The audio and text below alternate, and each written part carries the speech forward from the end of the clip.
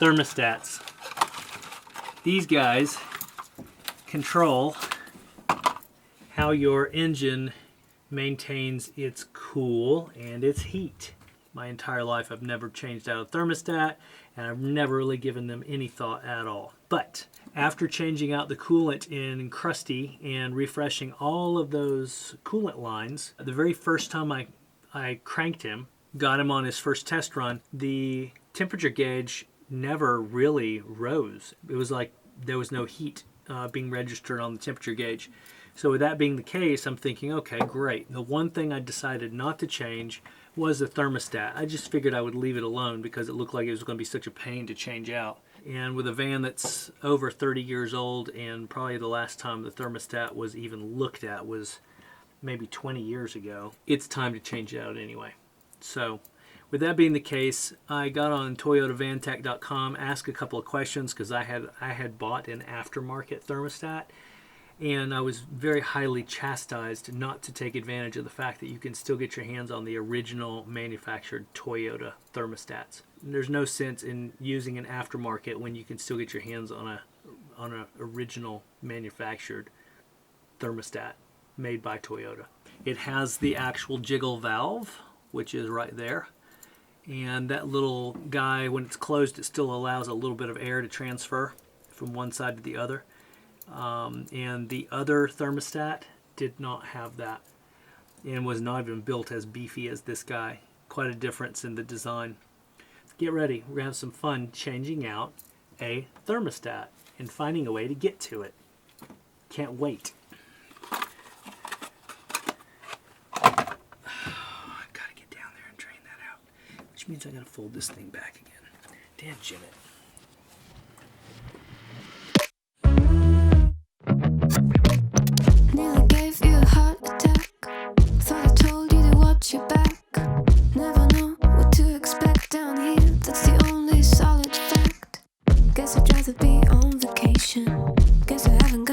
Education. I don't really have an explanation. So I found a new game to play. Thought I told you to stay away, but I see you here anyway. So yeah, guess you're welcome to overstay. Just don't build up your expectations. So the very first thing you're going to want to do when you're changing out the thermostat is you're going to want to get down in here and drain the radiator. So you get this drain cock right here, unscrew it, get something to catch your antifreeze because it's highly toxic to animals and anything else in the environment. Then I will pull the reservoir. I'm going to drain it as well, or at least figure out a way to get it unmounted. It's going to help open up some space that I need under here to get to the thermostat itself. But dear, don't you be surprised if I'm not here when you look behind. Guess I have my own destination, and you're staring at the wrong direction. I'm not looking for your confirmation. Now another thing you're going to want to do is disconnect the negative terminal. You're going to be dealing around the alternator area, and you do not want to electrocute yourself. So with that drained, you got to tighten this dude back up. I'm going to close them. In order to pull the lower radiator hose, which is down here on this side, I've got to take the fan shroud off. You gotta pay. Said you have to go, but now you kinda wanna stay. Kinda wanna stay. 'Cause you're chasing a hurricane, taking the name in vain. My God, it's such a shame. In order to get at the thermostat, which sits back behind here, I need to be able to pull this radiator hose.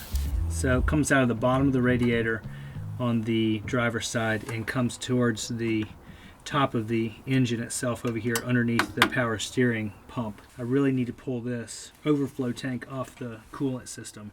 So carefully rocking this thing back and forth, I was able to get it loose.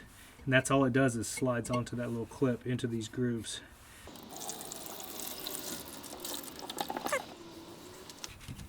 Take that out. I'm going to rinse that whole thing out because it's got a lot of sediment in the bottom.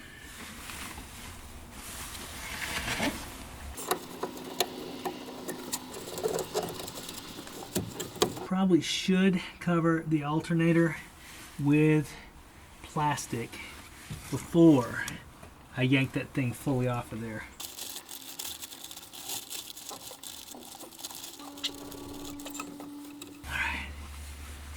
Now that makes that a lot better from a standpoint of protecting the alternator from coolant. This is your housing for the thermostat. The top of your radiator hose connects there. You have a bolt on the upper left and the lower right back behind there. Basically the thermostat's held in place, I think, by all of this. Originally when I looked at this thing I thought for sure I'd have to take the power steering pump off to get in there, but after reading a bunch on ToyotaVanTech.com, that's not necessary. So I'm going to do exactly what they're suggesting on Toyota VanTech, and I'm going to get my 12mm socket back in there. And they say a 3-inch would work, and if you're careful, they're saying that when you unscrew this, you can carefully get the nut out. Just it'll be in your socket when you undo it. Get it? That got it. All right. Cool. So I put a longer, deep socket and the 3-inch. This should get me exactly where I want to be on the back side, bottom. That got it. Okay, so that was a bolt. Oh, poo. So instead of the nut coming off, the entire stud came out. That might present some problems. Wiggling and wiggling and wiggling until it lets go and hopefully doesn't drain any more coolant onto the alternator. There we go. Got it. One thing somebody said is when you're taking this thing out, keep your orientation the same. I need to remember that this rusted side on mine is the upper left. This clean one over here is the lower right. So it's going to go back on just like that. There's some dripping. Yep, that's a lot. Trying to soak up the extra radiator fluid that's in there. Seeing if that will make a difference for overnight. So that's where your thermostat goes. You can see the coolant right there. So this is my new thermostat.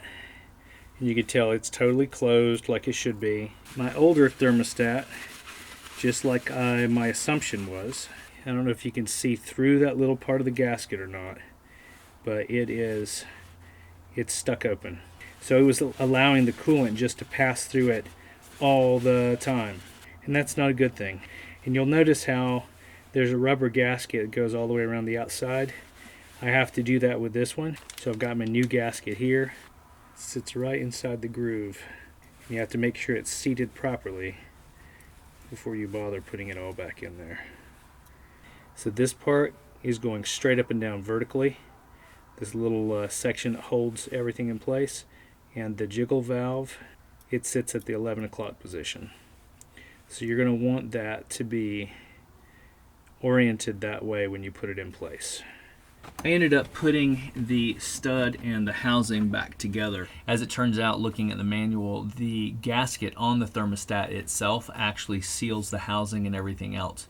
So in fielding the question on Toyota VanTech and hearing some of the response, I feel like just getting it back in there, tightening it all down, that stud will seal itself off. I'm going to get the hose on and refill the system, burp it, and then close everything up and take it for a test drive.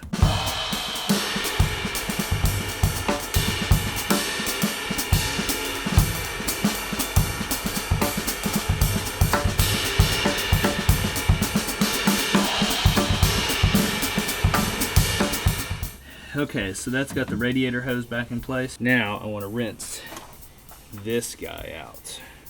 Look at the garbage that was inside my reservoir. It was just a testament of me and whoever owned it before me never even looking inside this thing. I mean, if you were able to see down inside there, this was just caked in the bottom, and it's literally almost like a putty. It's so solid. Got the reservoir back reinstalled, reclipped the sensor, filled the reservoir up to the full mark. Fill the radiator is next. Burp that using the special coolant funnel to be able to burp the system and check for any leaks.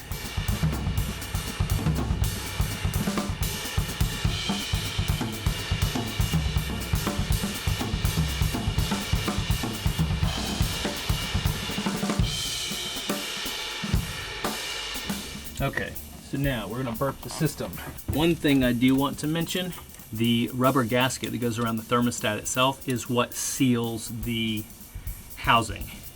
So there is no gasket that goes where the two bolts go in. That round gasket on the thermostat does the trick for the whole thing. Oh, gotta hook up the battery or nothing's gonna happen. Fasten seatbelts.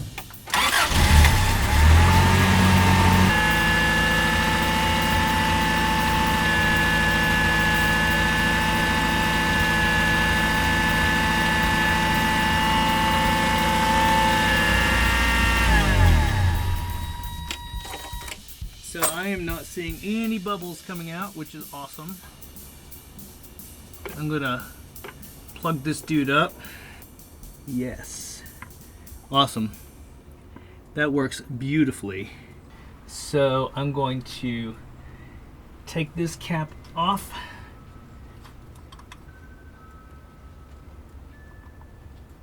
Out of there. I'm gonna top that off a little bit more. Cool. Looks good. And I'm gonna crank the engine back up and watch the temperature gauge. I want to see if that thing will climb like it's supposed to.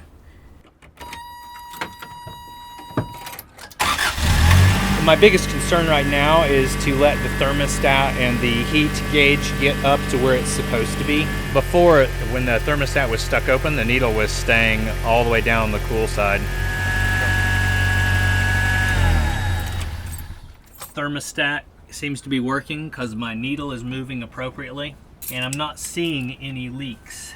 Might be good to actually put the mirror down in there and see if I can see it. So when the stud came out, one of the fellows on Toyota Vantech, he told me, don't worry about putting thread lock on it, just get it back in there, tighten it down really good, and everything should be fine. And according to this, after running up to temperature, there's no moisture that can be seen. So my assumption is that it's doing exactly like he said. So I should be good to go.